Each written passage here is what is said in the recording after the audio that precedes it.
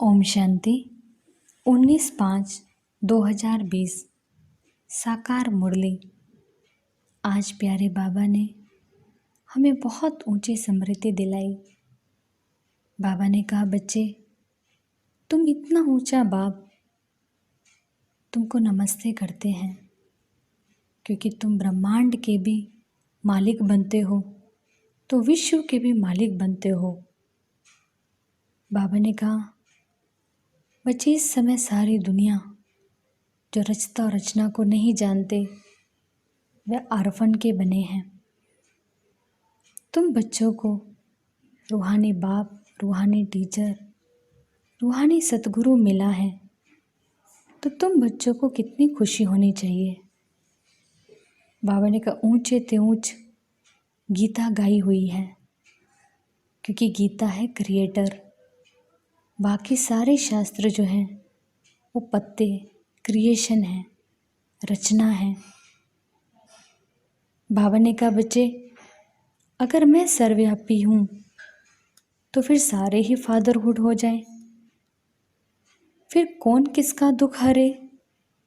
बाप का तो गायन ही है, दुख हरता सुख हरता। बाबा ने कहा, फादरहुड कहते हैं तो अर्थ कुछ भी नहीं जानते हैं।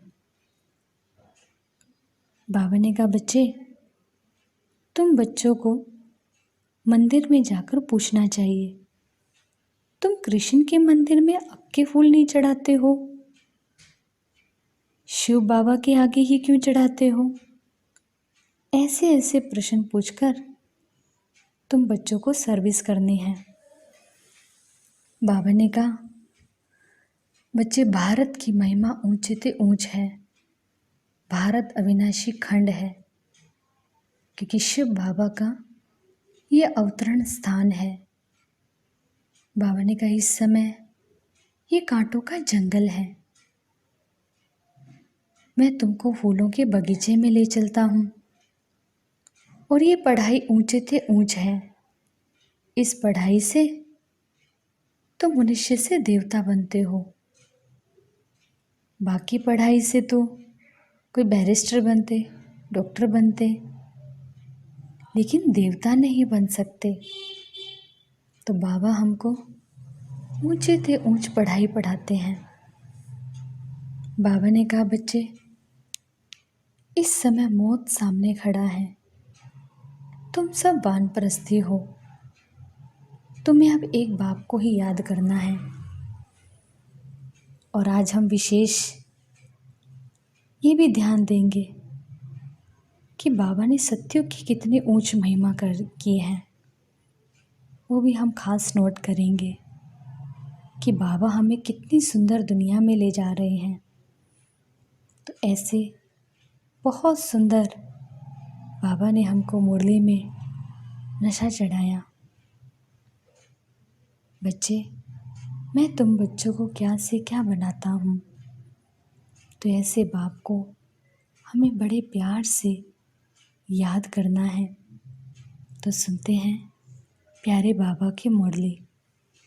मीठे बच्चे, तुम अभी शांति धाम, सुख धाम में जाने के लिए ईश्वरी धाम में बैठे हो। ये सत का संग है जहाँ तुम पुरुषोत्तम बन रहे हो। प्रश्न, तुम बच्चे बाप से भी ऊंच हो, नीच नहीं, कैसे। बाबा कहते, बच्चे मैं विश्व का मालिक नहीं बनता, तुम्हें विश्व का मालिक बनाता हूँ, तुम ब्रह्मांड का मालिक बनाता हूँ। मैं ऊंचे ते ऊंच बाप तुम बच्चों को नमस्ते करता हूँ, इसलिए तुम मेरे से भी ऊंच हो। मैं तुम मालिकों को सलाम करता हूँ, तुम फिर ऐसा बनाने वाले बाप को सलाम करते हो। ओम शांति। मीठे मीठे रूहानी बच्चों को नमस्ते। रिस्पॉन्स भी नहीं करते हो, बाबा नमस्ते, क्योंकि बच्चे जानते हैं बाबा हमको ब्रह्मांड का मालिक भी बनाते हैं और विश्व का भी मालिक बनाते। बाप तो सिर्फ ब्रह्मांड का मालिक बनते हैं, विश्व का मालिक नहीं बनते। बच्चों को ब्रह्मांड और विश्व दोनों का मालिक बनाते हैं। तो बताओ, बड़ा कौन ठहरा? बच्चे बड़े ठहरे ना, इसलिए बच्चे फिर नमस्ते करते हैं। बाबा, आप ही हमको ब्रह्मांड और विश्व का मालिक बनाते हो, इसलिए आपको नमस्ते। मुसलमान लोग भी मालेकुम सलाम, सलाम वालेकुम कहते हैं ना। तुम बच्चों को ये खुशी है, जिनको निश्चय है, निश्चय बगैर तो कोई यहाँ आ भी ना सके। यहाँ जो आते हैं वे जानते हैं हम कोई मनुष्य गुरु के पास नहीं जाते हैं, मनुष्य बाप के पास, टीचर के पास व मनुष्य गुरु के पास नहीं जाते। तुम आते हो रूहानी बाप, रूहानी सतगुरु के पास, रूहानी टीचर के पास। वह मनुष्य तो अनेक है, ये एक ही है। ये परिचय कोई को भी था ही नहीं। भक्ति मार्ग के शास्त्रों में भी रचता और रचना को नहीं जानते। ना जानने के कारण उनको आर्फन कहा जाता। जो अच्छे पढ़े लिखे होते हैं समझ सकते हैं हम सभी आत्माओं का बाप एक ही निराकार है। वे आकर के बाप, टीचर, गुरु, सतगुरु भी बनते हैं। गीता में कृष्ण का नाम बाला है। गीता है सर्वशास्त्र में शिरोमणि, सबसे उत्तम से उत्तम। गीता को ही माई बाप कहा जाता। और जो भी शास्त्र हैं उनको माता पिता नहीं कहेंगे। श्रीमद् भगवत गीता माता गाई जाती है। भगवान के मुख कमल से निकली हुई गीता का ज्ञान। ऊंचे ते ऊंच बाप है तो जरूर ऊंचे ते ऊंच गाई हुई गीता हो गई क्रिएटर। बाकी सब शास्त्र उनके पत्ते क्रिएशन।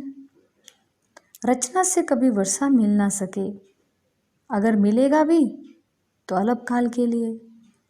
दूसरे इतने ढेर शास्त्र हैं जिनके पढ़ने से अल्पकाल का सुख मिलता है, एक जन्म के लिए।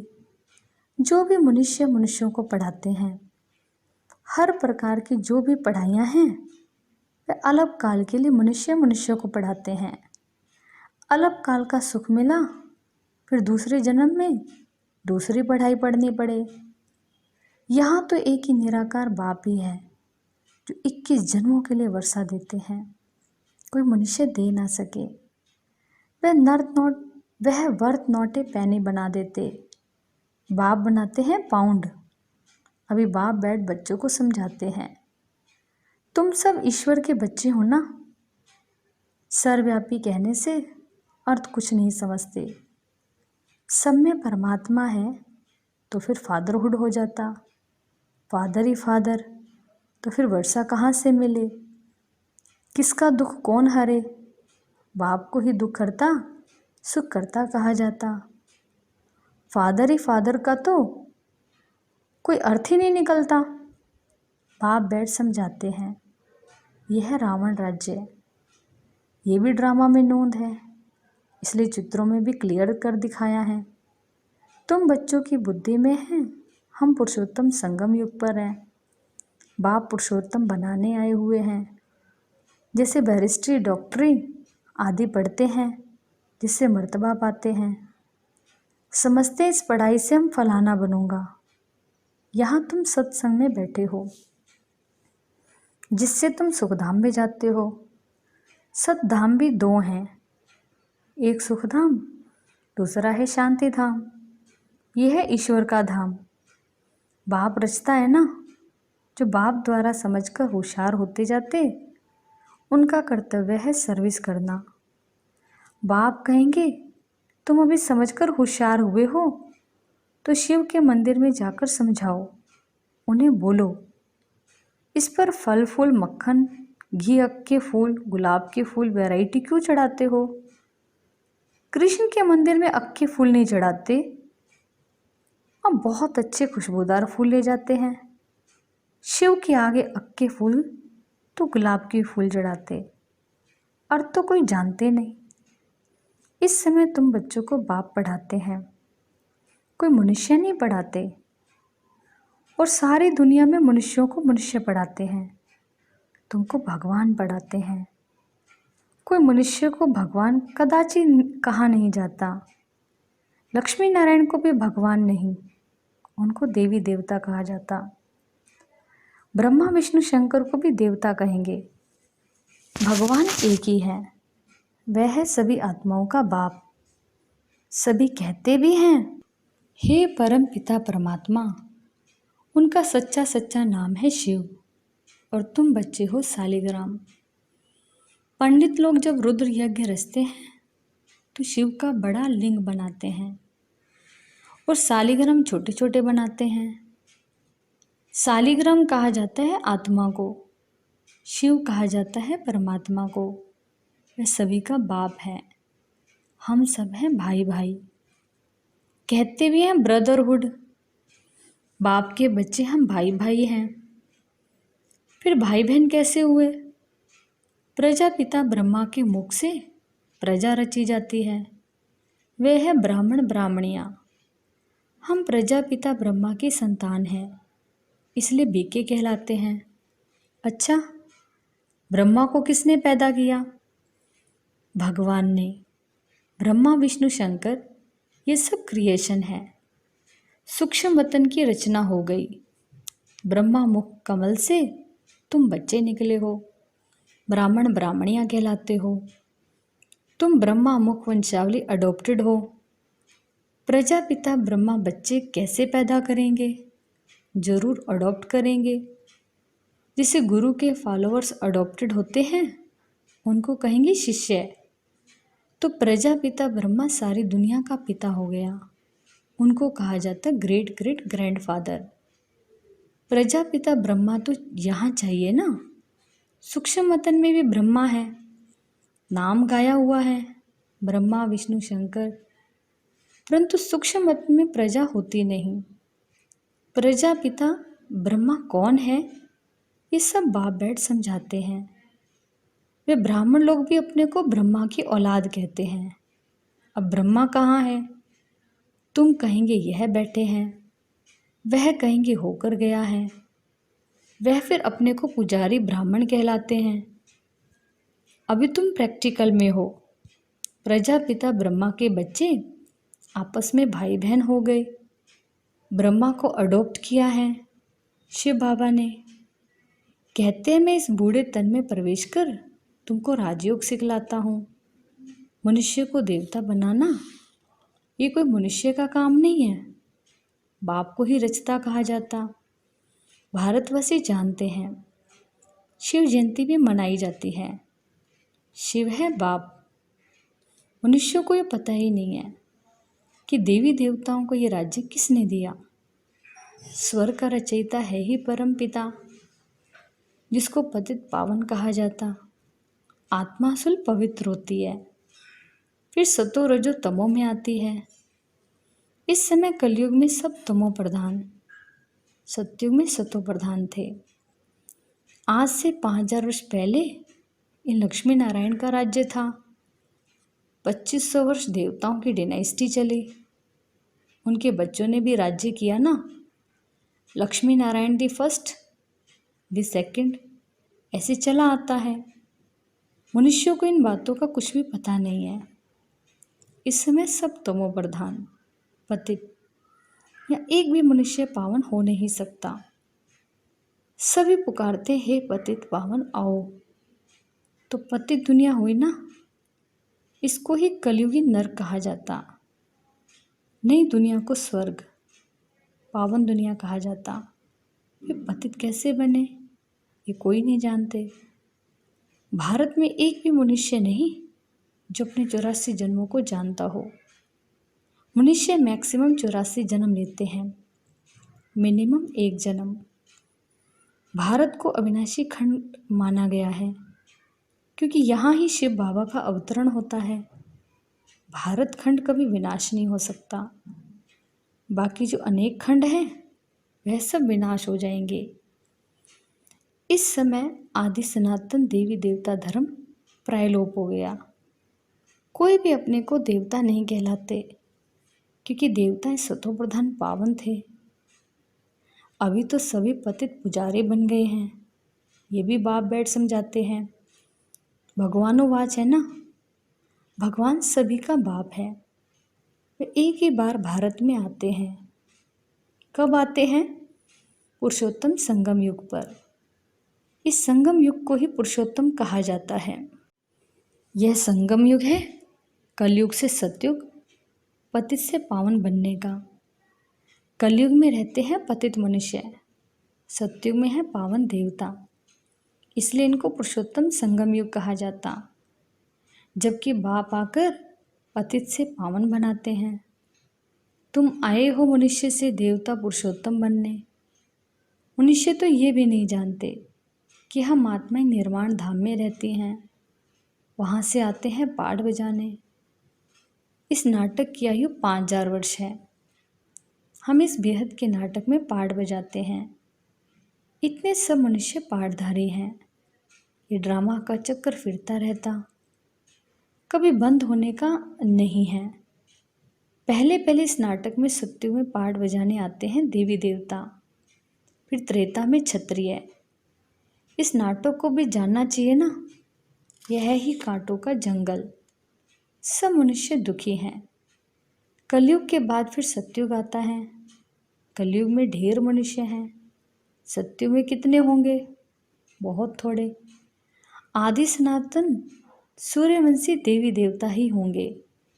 ये पुरानी दुनिया अब बदलनी है।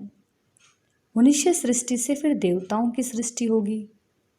आदि सनातन देवी देवता धर्म था, परंतु अब अपने को देवता कहलाते नहीं, अपने धर्म को भूल गए हैं। ये सिर्फ भारतवासी ही हैं जो अपने धर्म को भूल गए हैं। हिंदुस्तान में रहने के कारण हिंदू धर्म कह देते हैं। देवताएं तो पावन थे, ये है पतित, इसलिए अपने को देवता कह नहीं सकते। देवताओं की पूजा करते रहते हैं, अपने को पापी नीच नीच कहते हैं। अब बाप समझाते हैं तुम ही पूज्य थे, फिर तुम ही पुजारी पतित बने। हम सो का अर्थ भी समझाया है। वह कह देते आत्मा सो परमात्मा, यह है झूठा अर्थ। झूठी माया, झूठी काया, झूठा जग संसार। सत्युग में ऐसे नहीं कहेंगे। सचखंड की स्थापना बाप करते हैं, झूठखंड फिर रावण बनाते हैं। ये भी बाप आकर समझाते हैं। आत्मा क्या है, परमात्मा क्या है, ये भी कोई नहीं जानते। बाप कहते हैं तुम आत्मा बिंदी हो, तुम्हारे में 84 जन्मों का पाठ नोंदा हुआ है। हम आत्मा कैसी हैं ये कोई नहीं जानते। हम बरिस्टर हैं, फलाना हैं, ये जानते हैं, बाकी आत्मा को एक भी नहीं जानते। बाप ही आकर पहचान देते हैं। तुम्हारी आत्मा में 84 जन्मों का पाठ अविनाशी नोंदा हुआ है, जो कभी विनाश नहीं हो सकता। यही भारत गार्डन ऑफ फ्लावर था, सुख ही सुख था, अभी दुख ही दुख है। ये बाप नॉलेज देते हैं। तुम बच्चे बाप द्वारा अभी नई नई बातें सुनते हो। सबसे नई बात है मनुष्य से देवता बनना है। तुम जानते हो मनुष्य से देवता बनने की पढ़ाई कोई मनुष्य नहीं पढ़ाते, भगवान पढ़ाते हैं। उस भगवान को सर्वव्यापी कहना ये तो गाली देना है। अब बाप समझाते हैं मैं हर 5000 वर्ष के बाद आकर भारत को स्वर्ग बनाता हूँ, रावण नरक बनाते हैं। ये बातें दुनिया में और कोई नहीं जानते। बाप ही आकर तुमको मनुष्य से देवता बनाते हैं। गायन भी है, मूत पिलीती कपड़ धोए, वहाँ विकार होता ही नहीं। वह है ही संपूर्ण निर्विकारी दुनिया। अभी है विशेष वर्ल्ड। बुलाते भी हैं पतित पावन आओ। हमको रावण ने पतित बनाया है, परंतु जानते ही नहीं कि रावण कब आया, क्या हुआ। रावण ने कितना कंगाल बना दिया। भारत 5000 वर्ष पहले कितना साहूकार था। सोने हीरे जवाहरात के महल थे, कितना धन था। अभी क्या हालत है। सो सिवाय बाप के सरताज कोई बना ना सके। अभी तुम कहते हो शिव बाबा भारत को हेवन बनाते हैं।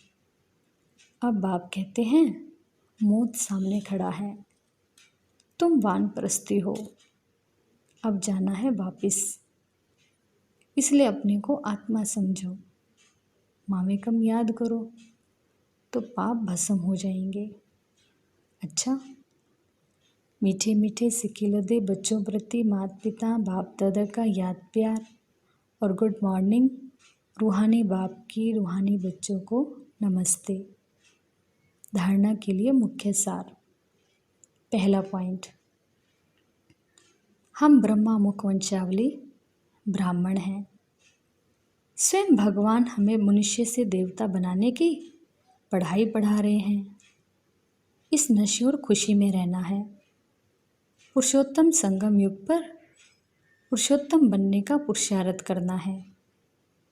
दूसरा पॉइंट, अभी हमारी वानप्रस्थ अवस्था है, मौत सामने खड़ा है, वापस घर जाना है, इसलिए बाप की याद से सब पापों को भस्म करना है। आज का वरदान, रूहानी यात्री हूँ, इस स्मृति से सदा उपराम, न्यारे और निर्मोही भाव। रूहानी यात्री सदा याद की यात्रा में आगे बढ़ते रहते हैं। ये यात्रा सदा ही सुखदायी है। जो रूहानी यात्रा में तत्पर रहते हैं उन्हें दूसरी कोई यात्रा करने की आवश्यकता नहीं। इस यात्रा में सब यात्राएं समाई हुई हैं। मन व तन से भटकना बंद हो जाता तो सदा यही स्मृति रहे कि हम रूहानी यात्री हैं। यात्री का किसी में मोह नहीं होता, उन्हें सहज ही उपराम, न्यारे व निर्मोही बनने का वरदान मिल जाता है। स्लोगन, सदा वाह बाबा, वाह तकदीर और वाह मीठा परिवार, यही गीत गाते रहो। अच्छा, ओम शांति।